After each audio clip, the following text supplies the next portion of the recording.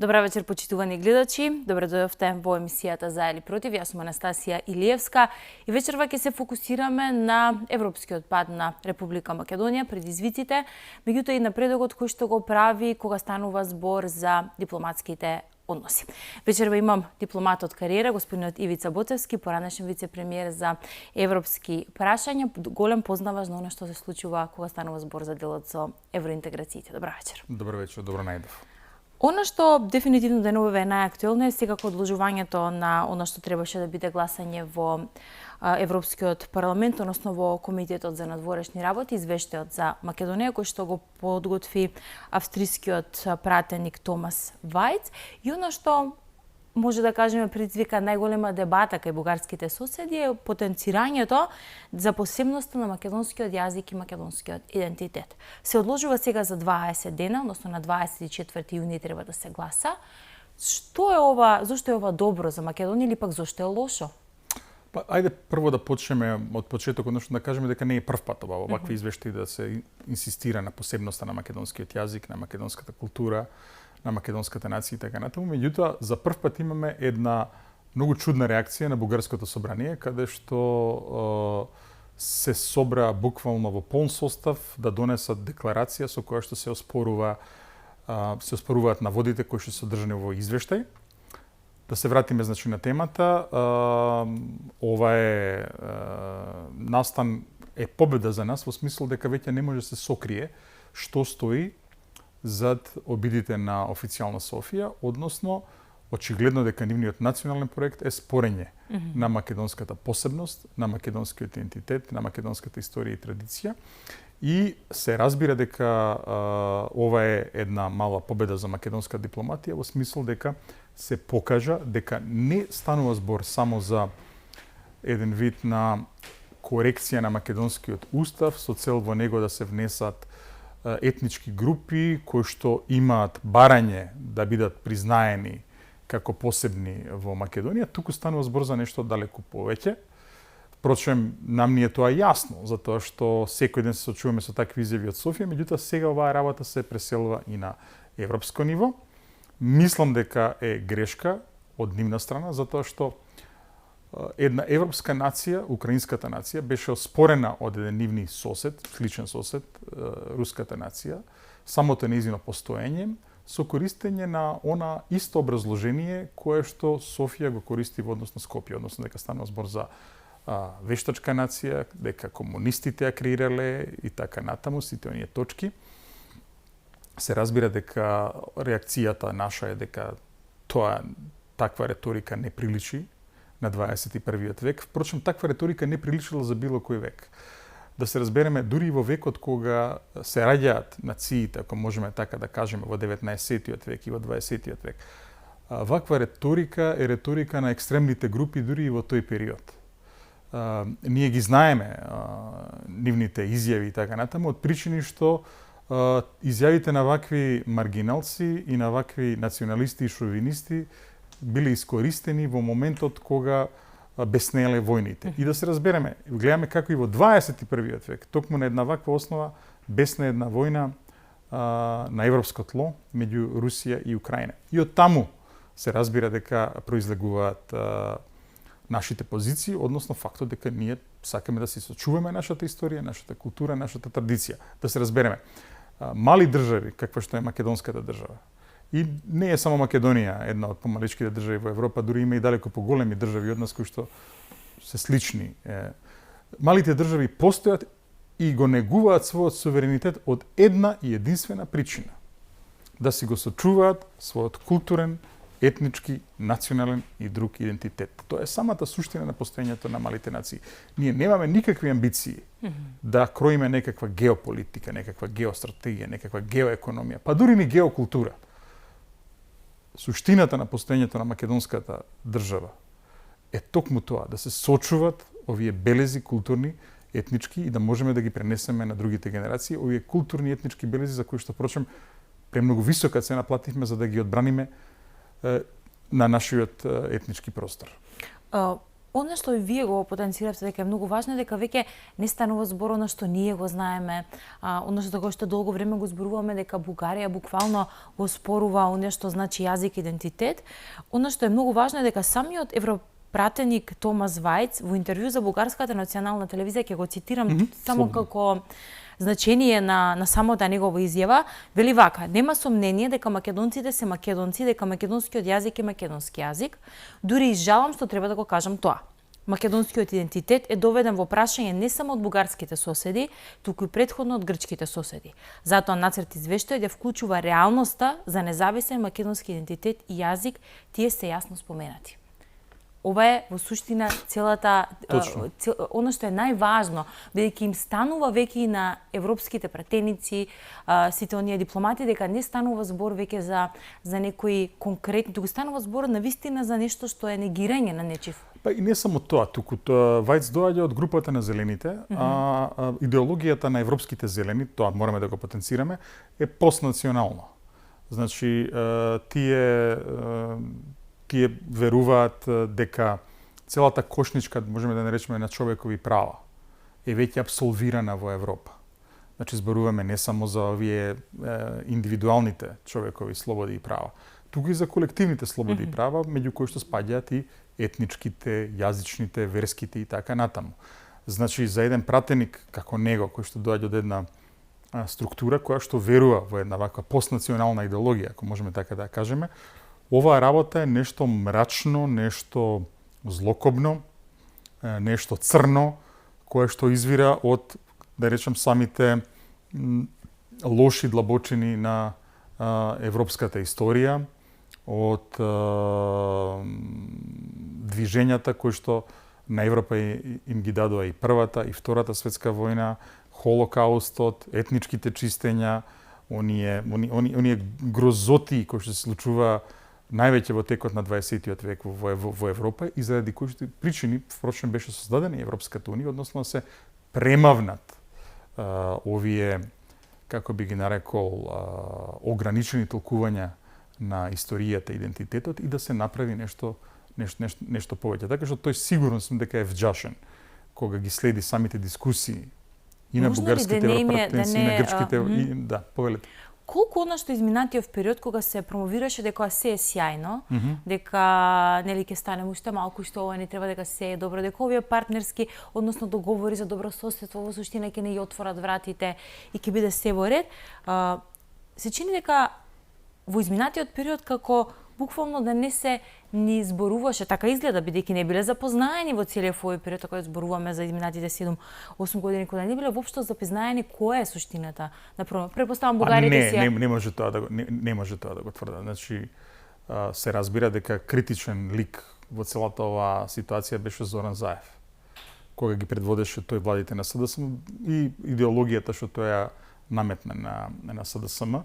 Да се каже дека не биле запознаени не е точно, затоа што на крајот на краиштата македонските позиции и во однос на проблемот со Грција и во однос на проблемот со Бугарија се дефинирани во самите зора на македонската независност.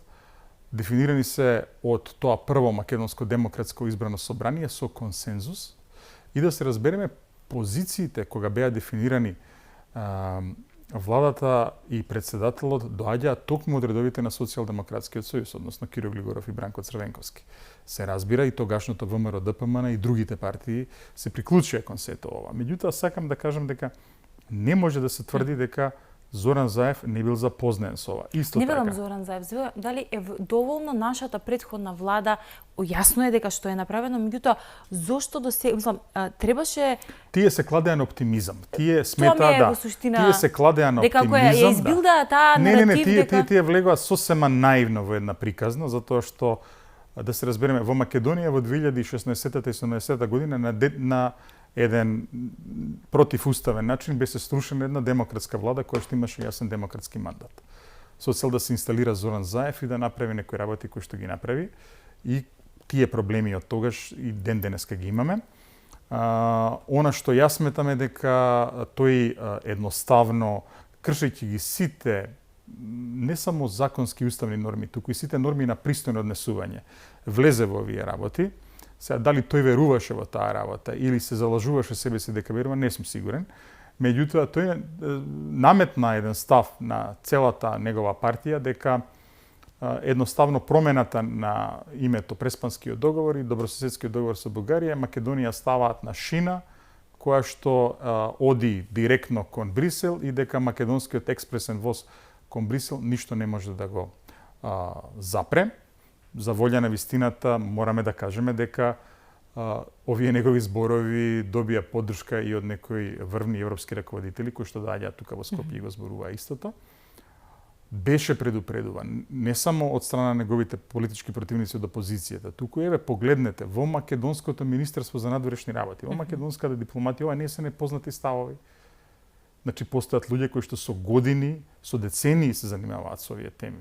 Не само дури ниво Република Македонија, туку и претходно, како дел од југословенската дипломатија, тука да се потсетиме, југословенската дипломатија не беше антимакедонска, туку македонска дипломатија, почетоците на македонска дипломатија токму лежат во таа заедничка југословенска дипломатија, значи сите овие портфолија уште од тогаш се следени, уште тогаш беа презентирани, брифинзите доаѓаат уште од тогаш, така што многу совршено е јасно со кои проблеми се соочуваше Македонија и во однос на јужниот сосед и во однос на источниот сосед. Исто така морам да потсетам дека веќе имаше некои предупредувања кои што доаѓа некаде 2004-2005 година, еден мој близок пријател кој што многу ги следи ја следи бугарската политичка сцена и така натаму ме потсети во текот на вчерашниот ден дека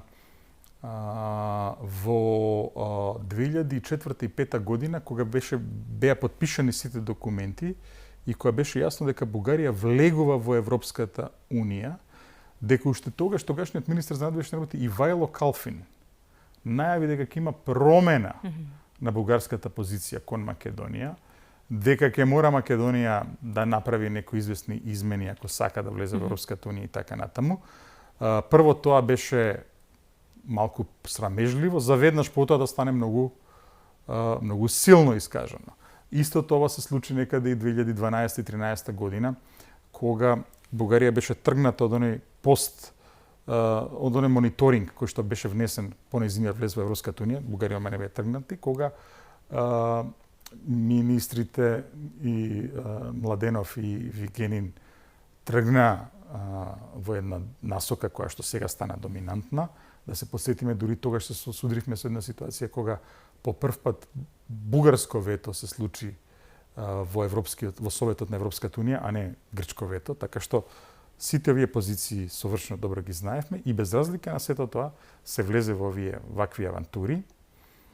Точки кои што на вистина ги влошија македонските позиции беше подпишувањето на усогласувањето на тој бугарскиот предлог за време на француското претседателство од Ковачевски и од Бујар Османи и оној протокол кој што ги има подпишано Бујар Османи, кој што никој друг го нема видено. Тоа не ги абсолвира од одговорност, да се разбереме. Небрежноста и отсуството на било каков интерес никога не амнестира од одговорност било кој од таа влада. Тие совршено добро знаеле во што влегуваат и тука искрено се зборам нема пардон. Затоа што сите ние живееме во оваа земја, никој од нас нема намера ниту некаде да бега, ниту да менува својата татковина или било така, и тој што внел Македонија на ваква ситуација мора да се соочи со одговорност. Ја не сум од оние кои што се залагаат за некаква си кривична одговорност и било така, но постои политичка одговорност. Политичката одговорност подразбира дека тие луѓе не смеат више да допрат до ситуации каде што одлучуваат за македонската иднина. Така што се обидев да ја нацртам оваа слика со што Македонија се соочуваше, со цел да знаеме како понатаму треба да се поставиме кон целата оваа работа. Мислам дека во моментов владата гледаме дека има јасен ангажман со Брисел. Тука беше председател на Европскиот совет Коста, тука беше и Урсула фон дер Лейн, председателката на Европската комисија, беше и Каја Калас, високата представничка за безбедносна и надворешна политика на Европската унија, еврокомесарката Кос најави дека ќе доаѓа тука. Значи, јасно гледаме дека председателката Селјановска, премиерот Мицкоски, пред се разбира, министер за надворешни работи Муцунски, не се откажуваат од еден пресинг во однос на македонската европска интеграција. Неколку пати тоа го потцртав, пак ќе кажам, видете само географијата на движењето на министерот за надворешни работи во сите овие работи, се гледа дека фокусот е на европската интеграција. Знам дека многумина ќе речат дека ова не е единственото прашање, меѓутоа како некој кој што ги водел македонските европски интеграции ќе речем да, ова е единственото крупно прашање, сето останато се тривијалности. Значи, тривијалности во смисла дека во Македонија никој не спори европската интеграција и до сега на Македонија никогаш не е било забележано нешто што се однесува до суштината на европската интеграција. Сите оние закони, подзаконски акти, институционални ускладувања кои што Македонија мора да ги направи за да влезе во Европската унија. Никој тоа не го спори. Ни во делот на енергетиката, ни во делот на земјоделието, ни во делот на рибарството или не знам што понатаму. И не само тоа, за нас е од суштинско значење час поскоро да влеземе во Европската унија. Ќе кажеме некои бројки. Сите економски истражувања покажуваат дека најголемиот дел од економскиот раст по влезот во Европската унија не се однесува на оние структурни кохезивни фондови кои што ги добиваат од унијата и тој тип на поддршка. Туку самиот факт на членство, на влез во единствениот пазар, функционирањето во единствениот пазар овозможува еден значителен економски раст. И не само тоа, тоа е економскиот дел. Тука имаме и политички и културен дел. Се наоѓаме на Балканот, на еден простор кој што поинаку пулсира, поинаку функционира кога овдека се отворени границите, кога овдека нема вештачки бариери кои што невозможуваат комуникација помеѓу различните народи на Балканот, помеѓу граѓаните на различните entiteti на Балканот. Токму тоа е клучно и критично. Значи, европската геополитика, европската геостратегија е некомплетна без Балканот. И Европа тоа го знае. Европа беше на тоа подсетена во текот на 2015 година кога дојде до онаа голема мигрантска криза, кога преку 1 милион луѓе поминаа низ овој коридор и кога балканските полиции, македонската полиција тука пред се точно беа оние кои што овозможија тоа да има било каков контролиран тек, така што во еден ваков век кога се сруши поредокот на глобализацијата, кој што постоеше до 89-та година, па се некаде до изборот на Доналд Трамп, можеме да кажеме, кога безбедносната архитектура околу Европа делува малку по не безбедно, ако можем да кажеме како во минатото, за Европа е клучно и критично да ја потврди оваа своја геополитика и геостратегија, географски, политички, економски, културно да го заокружи целиот европски континент, што подразбира меѓу другото и влез на сите земји од Западниот Балкан во Европската унија. Она што мене не ми се допаѓа е што понекогаш се добива впечаток дека при фокусот кон Украина се заборава на земјите од Западниот Балкан. Исто така при желбата да се бутне балканската европска интеграција, се буткаат само земји каде што нема некое, ако можем така да го наречам, тврдоглаво противење на некој од нивните соседи. Мислам дека е клучно и критично е целиот Западен Балкан одлучно да се придвижи кон Европската унија. Македонија околу неја за да биде обкружена со земји кои што се членки на Европската унија, Македонија да биде дел од Шенген просторот каде што нештата ќе се одвиваат нормално без оние гранични контроли. Колку она што европратениците се погласно зборуваа за нужност на деполитизација на самиот процес кон пристапување на Европската унија, односно проширување на Европската унија, во насока на ова што го зборувате. Дали деполитизирањето на самиот процес ќе помогне во интегрирање на или што би помогнало за да се комплетира оваа слика која што вие нацртавте сега? Мислам дека процесот есенцијално политички не може да се деполитизира. Него работата е како да се спроведе. Имаше еден од најинтересните предлози што сум ги видел е, например, консензусот да важи само на 2 точки. Значи, на точката кога се отвараат преговори и кога се затвараат преговори. А сето во меѓувреме да биде предмет на консензуално одлучување. Меѓутоа, ова се, како да кажам, не вреди да се замараме со овие теми и да даваме една, условно кажано, лажна надеж кон нашите гледачи, кон граѓаните, затоа што и да се дојде до такви одлуки потребен е консензус. И за многу од помалите држави а и за многу, и за големите држави нормално, правото на вето пред одлучувањето на Европската унија е клучно и критично. Еден ден, кога ќе бидеме и ние внатре, може би нам ќе ни значи ова право на вето. Сега сме жртви на оваа политика, но за жал тоа е реалноста со која што се соочуваме. Има многу иницијативи кои што велат како да се предефинира тоа. Нели, ја знаеме на германско-словенечка иницијатива, потоа она извештај кој што дојде на група на германски и француски експерти и така натаму. Други некои ситуации. Имавме еден преседан, сеќавате кога беше замолен унгарскиот премиер Виктор Орбан да замине на кафе колку да може Украина да стане кандидат. Значи, ако се сака, се може. Очигледно во овој случај е дека се уште ја немаме таа усогласеност на европско ниво, што е жално и трагично, затоа што земјите од регионот заслужија повеќе и посебно Македонија, која што од самиот почеток на својата независност политички со ништо, не само што ја нема оспорена европската интеграција, туку нема и потези кои што загрозуваат регионалната стабилност, кои што прават проблеми во регионот, кои што прават проблеми и внатре на крајот на криштата, да се казнува нашата земја на еден ваков начин, да се злоупотребува европската интеграција од соседите како еден вид на орудие за подривање на македонската државност е срамно. Ќе направиме тука на кратка пауза, во вториот дел ќе позборуваме и за нашата дипломатска офанзива, можеби како ја гледате. Меѓутоа кратка пауза правиме тука и се враќаме за многу кратко назад во студиото.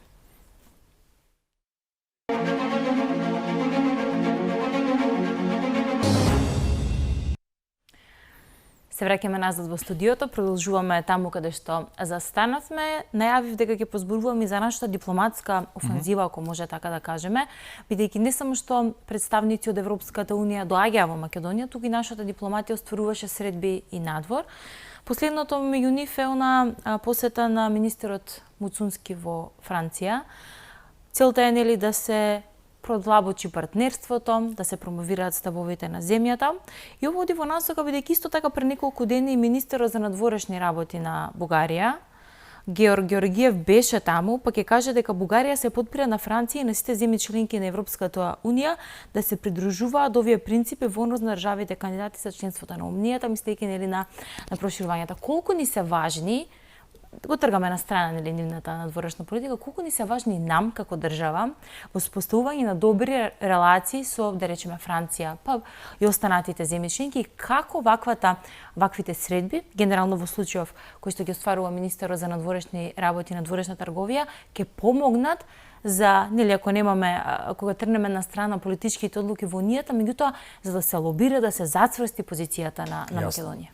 Клучни и критични се овие точки, посебно Париз, да се разбереме дека во Европската унија многу јасно е дека личности со најголема моќ се францускиот претседател и германскиот канцелар. И не само тоа, туку така формирана, така функционира унијата. Париз е еден од клучните и критичните центри за секоја држава која што има европски аспирации, не само во делот на патот до интеграцијата, туку и по влезот во Европската унија, затоа што знаеме која е моќта на Париз, која е моќта на Франција во Европската унија, моќ која што дополнително е порасната по Брекзит, по излезот на Велика Британија од Европската унија, и се разбира дека не за џабе се вели дека мотор на функционирањето на Европската унија е француско-германското пријателство, можеме така да го кажеме. Така што секако дека е мощен значајен фактот што министерот Муцунски се наоѓа во посета на Париз. Ќе биде добро нормално да видиме после подолго време една нивна посета во Македонија на било кое ниво. Мислам дека добро е да бидат запознаени и брифирани со македонските позиции и ставови, меѓу другото и со резервите кои што Македонија ги има за актуелниот миг, односно на што е ставено на масата, затоа што тоа добро го разбираат во Франција, и меѓу другото да се каже дека овој однос кон Македонија, кој што е на индиферентност, е лош, посебно имајќи го предвид актуелниот миг во европската интеграција. Така што се разбира дека Париз е град кој што е клучен и критичен за европската интеграција. Добро е што конечно после подолго време Македонија таму ќе има и амбасадор наскоро, кој што ќе може да ја превземе работата. Добро е и што Македонија таму добива амбасадор Игор Николов, докторот ќе биде амбасадор кој што има директен контакт со сите клучни носители на одлуките во Македонија, и со претседателката, и со премиерот, и со министерот за надворешни работи. Така што мислам дека е добар потек, меѓутоа во дипломатијата битна е конзистентноста, битна е константноста, битен е постојаниот пресинг. Во Париз треба да се оди почесто и таму треба да бидеме присутни на сите нивоа и да се објаснуваме секаде онаму каде што ќе ни биде отворена врата. Некаде, ако не ни биде отворена вратата, треба сами да се потрудиме да влеземе на било кој начин. Дали ова е стратегијата која што Македонија треба да ја воспостави? Конзистентност, долготрајност, меѓутоа и воспоставување, или пак, ако може да кажам, подобрување на оно што беше можеби оставено така да не се работи. Која треба да ни биде нашата стратегија во моментот? Значи, да се разбереме. Значи, не е дека од сега почнува, нели, македонската дипломатија така и така натаму. Да, еве спомнавме. Значи, не е па ни дека почнува од 90-та година, и Македонија како членка на Југословенската федерација имаше своја посебност и се разбира уште во тој момент се трудевме да си ги прикажеме своите позиции во светот. Она што треба сега да се поправи, и добро е што се поправа, е што ние имаме јасни национални стратегиски приоритети и улогата на дипломатијата нив да ги презентира. Значи, пак ќе потсетам, за разлика од периодот од 2017 до 2024, кога се кладевме на некои фантазии, измислици и оптимизам, подруго е кога ќе се впрегне целата дипломатска мрежа во одбраната на македонските позиции. И го видовме ова со извештајот, меѓу другото. Значи, целата дипломатска мрежа апсолутно била активна за да може да се дојде до еден текст кој што е прикажан. Јас сум убеден дека македонските амбасадори во сите главни земји на Европската унија ги имаат телефоните на европарламентарците кои што се членови на Комитетот за надворешни работи на Европскиот парламент. Тоа е нормално, тоа е нормална работа. Баталете ги сега овие муабети што ги кажува Бугарија дека тука имало некое лобирање, тука има нормална дипломатска работа. Значи, нашите амбасадори, нашите дипломати се во секојдневна комуникација и со европарламентарците, и со нивните кабинети, ги објаснуваат нашите позиции.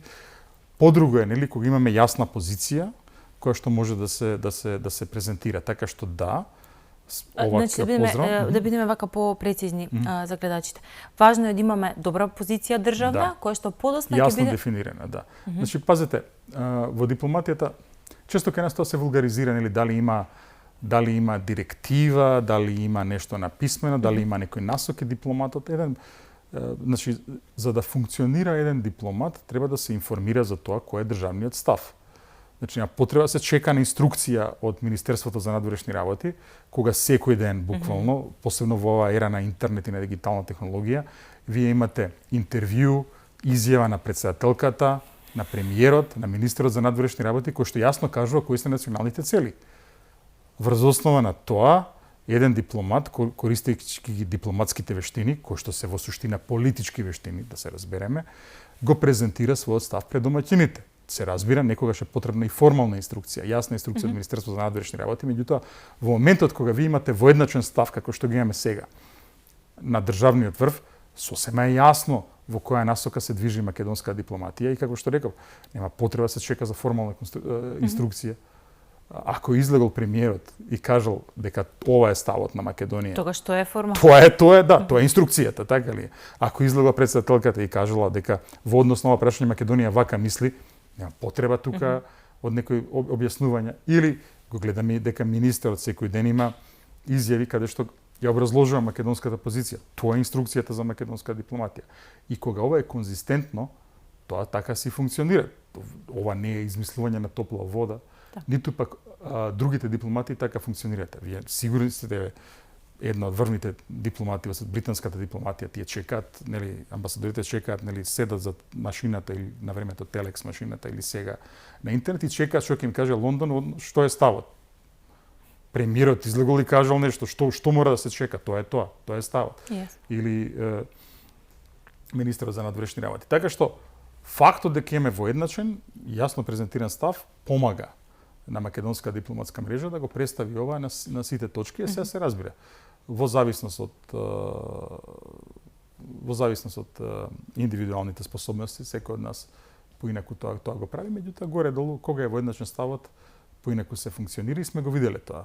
Имало проекти кои што македонска дипломатија успевала совршено да ги испорача, нормално во оние моменти кога имало јасен и усогласен државен став. Дипломатијата е орудие.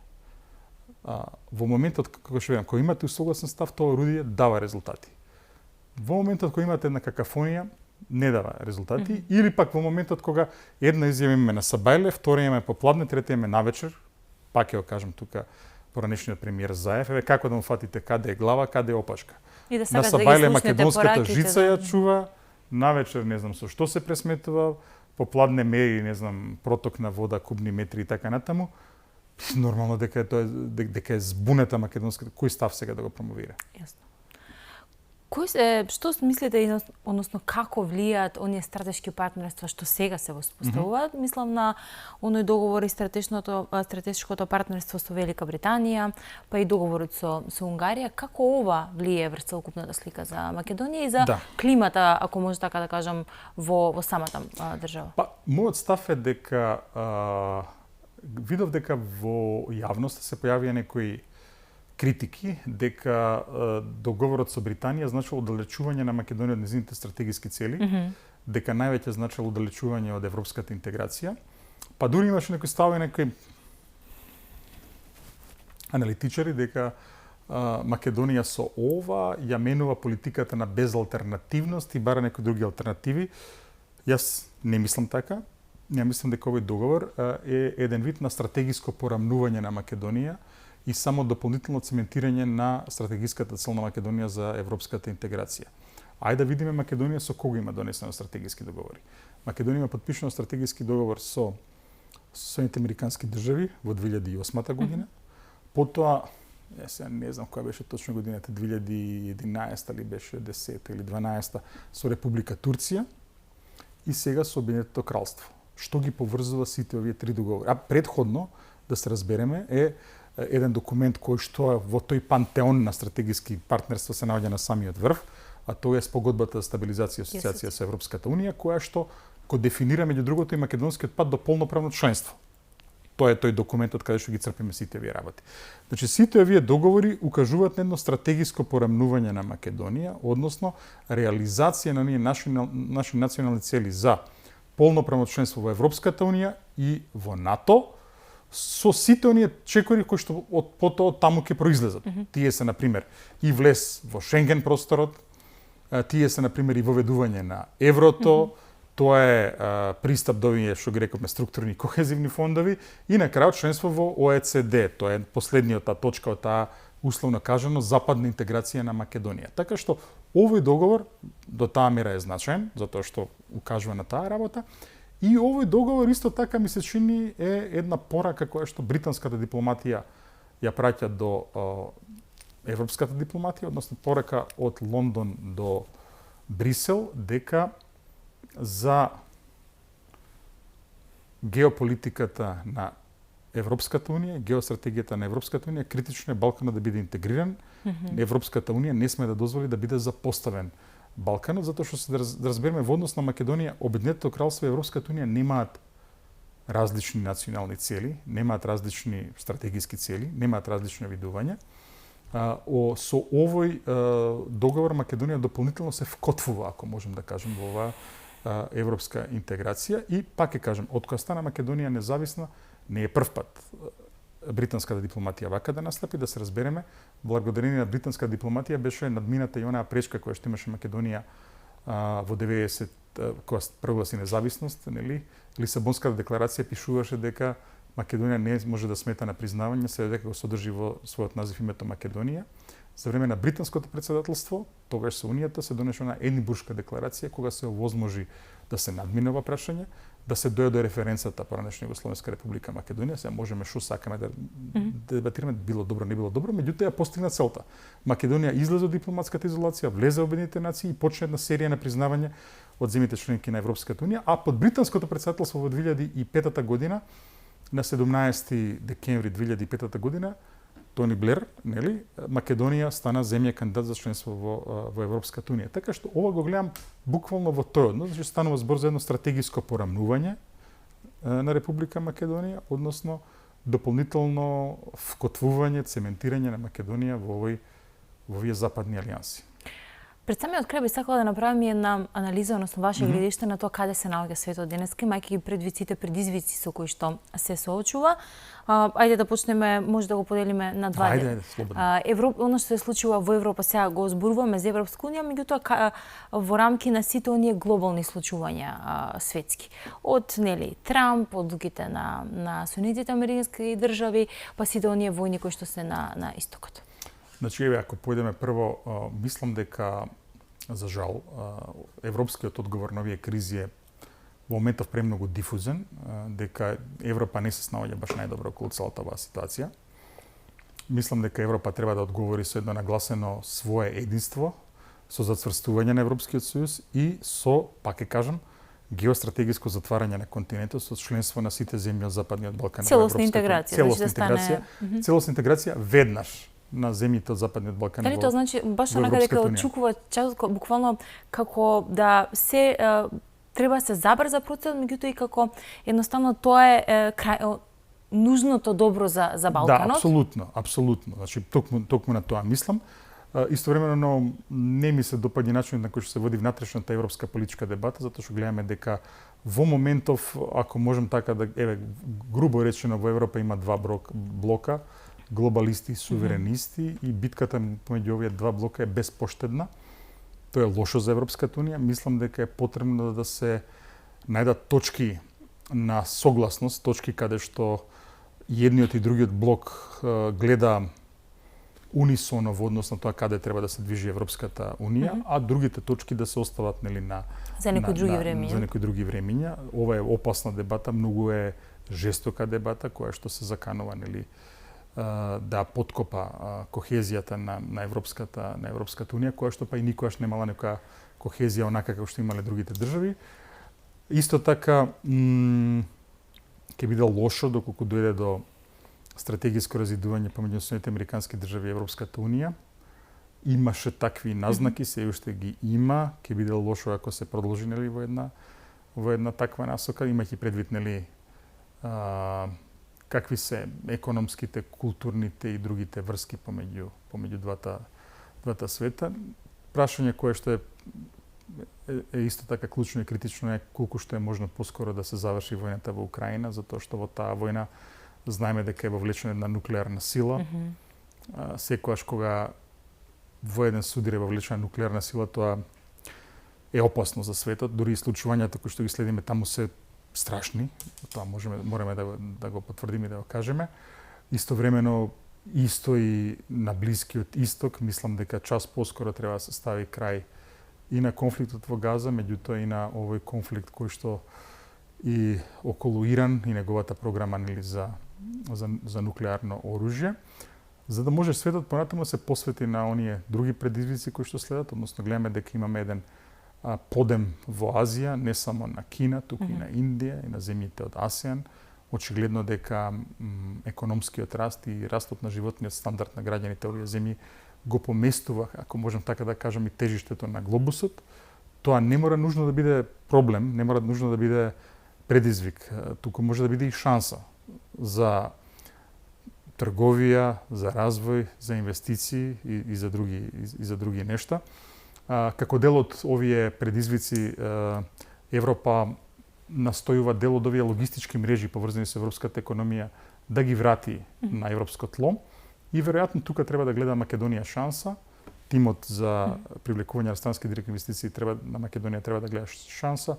Дел од овие постројки да го најдат своето место во Македонија, затоа што секоја нова постројка во Македонија, секоја ново отворено работно место, значи и повисок животен стандард за граѓаните и семејство повеќе кое што останува во Македонија наместо да си ја бара својата идни на некои други локации. Така што мислам дека сите овие предизвици укажуваат на фактот дека Македонија треба малтене дневно да ја следи ситуацијата, затоа што навистина, за разлика од мирно море, светот е сега еден разбрануван океан кој што не се знае каде ќе го однесе македонското бродче, а македонското кајче е најбезбедно ако е прикотвено до еден голем танкер, еден голем носач на авиони каков што е Европската унија.